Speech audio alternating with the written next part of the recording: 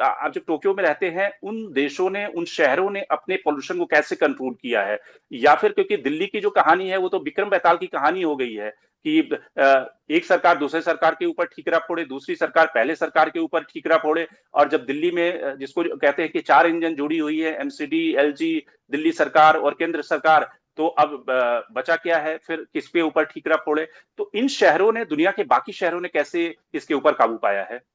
तो इसमें दो चीजें समझने वाली हैं। एक तो क्योंकि दिल्ली का जो जो हाल है वो यूनिक है, दिल्ली के जो प्रॉब्लम्स है वो भी यूनिक है। बाकी शहरों ने क्या किया है, बाकी शहरों ने ओपन कोल फायरिंग प्लांट्स बंद किए। आज यूके ने अपने सारे कोल फायरिंग प्लांट्स को बंद कर दिया। पहले एयर पोल्यूशन बहुत बड़ी प्रॉब्लम यूके में हुआ करती थी। उन्होंने आसपास अपनी सिटी के आसपास इंडस्ट्रियल एरियाज को हटाया है। इलेक्ट्रिक व्हीकल्स कंप्लीटली चलने लगे हैं कितनी सिटीज में। टोक्यो में भी, यहाँ पर भी आप देखिए तो एयर पोल्यूशन का कोई कोई सवाल ही नहीं उठता है। कि यहाँ पे दिवाली में इंडियन कम्युनिटीज थोड़े बहुत पटाखे छोड़ लेती है, उससे भी कोई खास फर्क नहीं पड़ता, क्योंकि यहाँ पे एयर पोल्यूशन उस तरह से मैनेज्ड है। लेकिन दिल्ली में प्रॉब्लम क्या है, दिल्ली में प्रॉब्लम दिल्ली से बाहर आने वाला पोल्यूशन भी है। जो 24% आईआईटी कानपुर का जो स्टडी था, जो बताता है कि 24% पोल्यूशन आता है जो पराली बर्निंग की वजह से आता है। अब इन कंट्रीज ने क्या किया, इन कंट्रीज ने अपनी सिस्टम थिंकिंग को चेंज किया है। यहाँ पे जो हेल्थ पोल्यूशन का कॉस्ट है वो सिर्फ हेल्थ मिनिस्ट्री पे नहीं आ रहा, वो एक सोशल कॉस्ट कैलकुलेट किया जाता है। और गवर्नमेंट के बजट्स में और गवर्नमेंट की प्लानिंग में भी। मैं एक छोटा सा उदाहरण देता हूँ। पीएम जीवन करके एक योजना है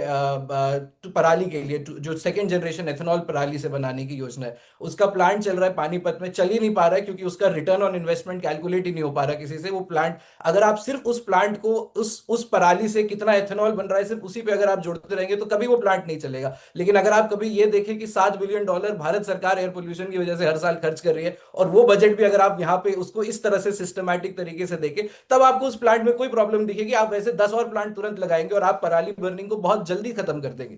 तो ये एक सिस्टमैटिक थिंकिंग जो बाकी कंट्रीज ने, खासकर डेवलप्ड वर्ल्ड ने, यूरोप में, यूएस में ये सिस्टमैटिक थिंकिंग आई है, वो इंडिया में तो बात भी नहीं हो रही है इन सब चीजों की अभी।